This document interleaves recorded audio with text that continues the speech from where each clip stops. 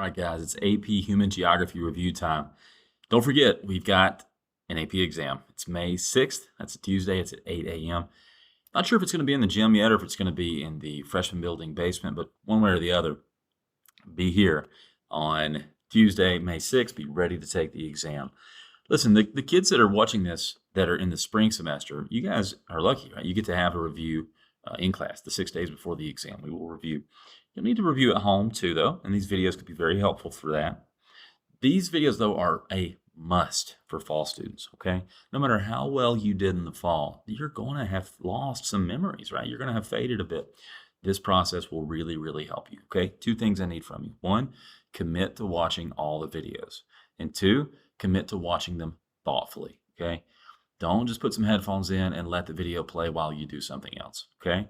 Try to find 10, maybe 15 minutes when the day that these videos come out and really, really dedicate your mind to them, okay? Maybe even get out a pad and some paper or a tablet if you're super digital and kind of think along. Maybe write some notes as I go. Maybe try to connect what I'm saying to things that you remember from the course that maybe we read about or watched a video about. Whatever you do, just try to engage your mind thoughtfully with what we're doing here. It will pay off. It will make you a much stronger student on test day. It's probably going to result in a better score, okay? With that said, let's get started looking at some Unit 1 material. All right, Unit 1 is a very strange unit filled with lots and lots of different types of material. Maybe first, maybe most importantly, is to think about scale, okay? First, most simply, map scale. This is the idea that maps are a certain size, a couple feet by a couple feet usually, but they are representing, in some cases, the entire world. In some cases, maybe just neighborhoods, maybe even just blocks within a city. And we need to be able to think about that, right? This is called map scale. You should be able to see, for example, that map scale is 1 inch to 500 miles. You know that that means this map is going to cover a lot of land, okay? You might then need to be able to think, okay, 1 inch equals 500 feet. Okay, well, that map's not going to cover nearly as much ground, right? That's going to be a much more zoomed in map, okay? More importantly, you need to be able to think about geographic scale. This is the idea that our minds kind of categorize space in this natural scale. We can almost zoom in and zoom out mentally. You can think about maybe your neighborhood and what goes on there. You can then kind of zoom out to the urban area, maybe zoom out even into the metro area. Keep zooming out to the region, maybe the state, maybe the country, maybe the hemisphere, maybe even the whole world, maybe the galaxy, who knows? As you zoom in and zoom out like that, what you're doing is changing geographic scale, okay? You're also changing the scale of analysis. This is important, okay? Scale of analysis is the smallest level at which a map presents data. I should add, it doesn't have to just be maps, right? Anything from a data table to some sort of pie chart, they all have scales of analysis to them, right? So if I give you a map showing the college football champions in 20, what does it say, 10? You look at that and you're like, okay, cool, those are regions, right? Well, not exactly. They are regions, but if you look closer, you see counties. Okay, each county is represented as favoring one team or the other. Okay, this map, the scale of analysis, is county level. Okay, look at the map to the right. It's a similar map, right? But it's depicting it at a different scale of analysis. The scale of analysis for the map on the right is state level. It's going to be really important that you can do this, okay? That you can identify what the scale of analysis, say, of a map or of data given to you in a data table is. It's probably more important that you can think using this skill, right? You can make your mind zoom in and zoom out as needed on certain phenomena, okay? It's really going to help you. Another thing that's going to help you is being able to think about regions, okay? Regions are areas larger than a city that have some sort of unifying characteristic, okay? They're often not very well defined, and with some exceptions, they exist in our minds. They help us think about places in useful ways, okay? The first type of region we need to know is a functional region. Functional regions are often called nodal regions. They are regions formed by connections between places. Classic example, the Silk Road. It's a trade network. Each node is a city along the trade route. Another classic example would be a mass transit map, right, showing you all the bus or subway stops along the way. Another type of region would be a formal region. This is a region that has very specific characteristics that are uniform throughout. So countries would work, states would work because they are legally that country or that state throughout. Also, regions formed by physical geography would also work, right? So the coastal plain, the Piedmont, Blue Ridge, Valley and Ridge, these are also formal regions, okay? Perceptual regions, mine and your favorite, right? They're the most fun. They exist exclusively in people's minds. They can be formed based on history, culture, stereotypes, whether positive or negative, climate, other physical features, language is spoken or not spoken in a certain place, the economic system preferred, whatever, right? There's all sorts of ways to form these perceptual regions. Make sure that you can think about and talk about the Rust Belt. Okay, the Rust Belt shows up a lot. It's a great example of a perceptual region. It's a place where there used to be a lot of steel mills and a lot of car factories. They're just not there anymore, right? A lot of the buildings they were in have sort of rusted out, right? And gave this sort of look to the area, okay? Also, a lot of people have left because the economic opportunities there aren't very strong anymore. People are often coming to the southeast from those places. That brings me to the Sun Belt, okay? This region right here in the middle. You're in the Sun Belt here in Georgia, right? Arizona also in the Sun Belt. It's a region that's formed, yes, by the climate, by the warmth of the area, but also by the economic sort of setup here right now. Things are good economically in the Sun Belt generally. And that sort of going with the weather has created a perceptual region. Lots of folks are moving here because of that. Okay, you should also be able to think about sort of more generally when you're doing geography. Sometimes you're doing qualitative geography. That's what we were just doing there when we were looking at regions. Sometimes we're doing quantitative geography, right? We're looking at specific numbers and not really doing math, but using those numbers to reflect on what we're seeing. Okay.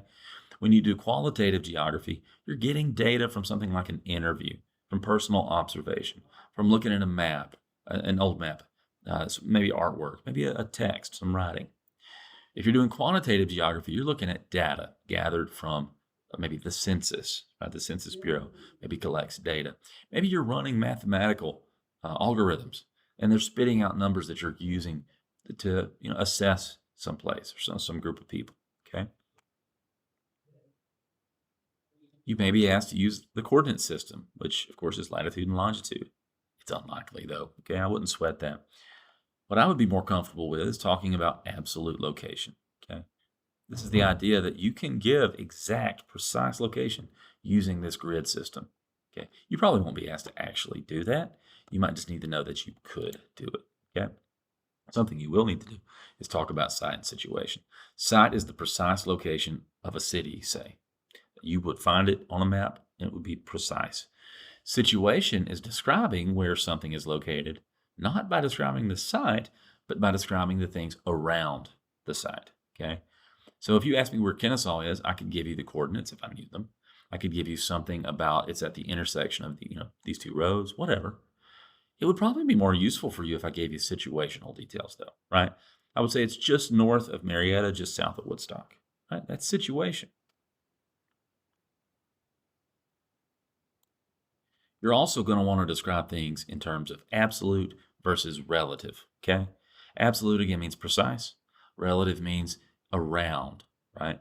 So absolute distance is a precise measurement of linear space. It could be given in feet, yards, miles. Relative distance is a measure of distance not using linear space, okay? So maybe describing two places as being connected because the people are similar, okay? So like you might say, well, people in North Georgia are similar to people in Northern Alabama. Okay, well, that's a social connection, and you are describing a sort of distance without describing the linear space between them. Okay. You could also describe things via connectivity. You could describe how connected two places are not using distance, but by using money or time. For example, you could say, I'm about an hour away. Well, that describes distance, right? Without actually using a measurement of linear space between two people. Okay. Maybe the most important thing that we've mentioned so far is time-space convergence. The result of the sort of increasing technological development that we've had here in our world over the last 50, 60 years is that it feels like everything is closer. It feels like people are closer, like everything is closer. Of course, it's not in terms of absolute distance. Things are just as far away as they've ever been. But we have jets now. We have the internet now. We have interstates now. We have cars that are really fuel efficient to get us around those interstates. And we have social media. We can connect easily, immediately, rapidly with people we don't even know anywhere in the world. That has led to what we call time-space convergence. It's made it feel like people are spatially closer than ever, and it's made it feel like in terms of time, it takes less time than ever to get the places we need to get to. Okay? Let's make sure we can talk about the cultural landscape, guys. Remember, the cultural landscape is visible changes that people make to their physical environment. You also need to be able to think about possibilism. This is the idea that people change their environment more than the environment changes them.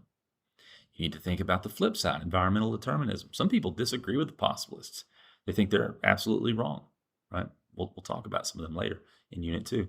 The determinists think that actually the physical environment shapes us and our behaviors and our cultures more than we shape the physical environment. Of course, most people today are possibilists, but there are still determinists out there. You yourself very well may be one. We need to appreciate both points of view, though, for this course, right? We need to be able to understand why possibilists think what they think and why determinists think what they think. And of course, we'll talk about that much more as the course and the review process goes on. Okay, last couple of concepts here before I cut the video off. You need to know what distance decay is. It's this very simple idea that the further away two places are or two people are, the less interaction there will be between them. This is called distance decay. Is distance decay still true? Well, yeah, to some degree, but maybe not as much as it used to be. The gravity model predicts this. The gravity model says, yes, two faraway places probably won't interact much unless they are very large. If a place like, say, Los Angeles and a place like New York happen to be far away, but they're both very large cities, they're probably going to still interact a lot due to their population size. Okay? If a tiny city like Lafayette, Georgia, and some random place in rural Oregon are equally far apart, they're probably not going to interact very much due to their distance. And their small size won't allow them to overcome that distance. Okay? The gravity model predicts that. You should also be able to think about this concept of retail gravitation. It's the idea that people are going to feel pulled to the cities near them. You're also going to need to think about the idea of a breaking point. Eventually, the city's influence runs out. Okay, think about your own lives, right? We live around Atlanta. Does Atlanta pull you toward it? Does it pull your parents and your family to it? Well, probably does. Where I'm from in Lafayette, I didn't feel pulled to Atlanta at all. Right? I felt pulled to Chattanooga. Okay, it was closer to me. There was a break point somewhere south of me that Atlanta didn't cross over. Just like for you guys, there's a break point somewhere north of you where Atlanta no longer has influence. Okay, be able to think about that with some confidence. Okay, so that's all the notes I want to cover today. The next time I do notes, I want to get into diffusion, a very important concept for our study, right?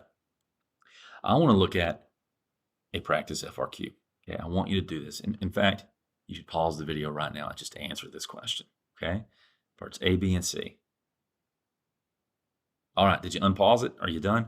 Take a look, if you would, at your answers. For A, identify the technology. Garrison is now closed. All students should exit the building unless you are under direct supervision of a teacher or staff member. Custodians, please make sure exterior doors are locked. Sorry about that. Okay, we're good to go. Identify the technology most responsible for causing time-space conversions. What'd you come up with? Jets? Airplanes? Cars? Interstates? Cell phones? Cell phones is the easy answer to me. Remember, you just needed to identify. So you didn't have to write a lot there. Simply identifying the technology is enough. Now you need to go one step further. You need to describe how that technology caused time-space conversions. Okay? You should not expect to see identify questions on this exam. Okay, they've pretty much done away with those. What you should expect is to need to describe things like how a technology caused something to happen, like time-space convergence. Well, what'd you come up with? Did you say that interstates have made it so that it's much quicker and more efficient to travel between two spaces, and this has made it seem like places aren't as far away as they used to be? Did you use that same logic for airplanes? Did you say that cell phones are everywhere now and people all over the world have them and they use the same apps on their phone? And so it seems like people are just next door when in fact they may be miles and miles away. Maybe you did a little bit of all three of those. Okay. Next, when you explained how time space convergence has made cultures become more diverse, what did you come up with there? Did you say that it's made it so that cultures see each other and they can take things that they like from the other culture, right? Maybe they hear a new type of music that they otherwise never would have heard. But due to the nature of time space convergence, these people on the other side of the world seem like they're next door. So people begin to incorporate new sorts of sounds, say maybe in their music. Or maybe they see new types of clothing and they think, oh, it looks cool. I'd like to dress like that. And pretty soon, other parts of the world are doing things that they hadn't done before, or behaving, or singing, or eating foods, or whatever, doing new things that they otherwise wouldn't have done had it not felt like people on the other side of the world were just next door. That has increased diversity. How has it maybe increased linguistic diversity? Has it made more people learn to speak English? Yeah, it has, right? A lot of really large social media accounts are in English, and people in other countries want to interact with those accounts, and they often will learn English because of that. Have English speakers found it easier to learn other languages too through social media, through the internet? Of course they have, right? So this is increased diversity around the world. Guys, I hope you aced that question there. Be honest with yourself, right? If you didn't do so well, that's okay, right? You got some improvements to make, but it's all right. If you felt confident, you crushed it, it was no problem, good, right? Time-space convergence is an important concept in the whole course, not just Unit 1. Okay, I'm going to end the video there, guys. I hope this was helpful. You can do this at home on your own by going through your notes, asking yourself questions, using the embedded questions in the notes to help you kind of work through these bigger ideas, okay? But again, if you do nothing else except watch these videos and engage with the questions I ask, you're going to be in great shape. I have confidence in you. I can't wait to see how well you do. We'll see you next time.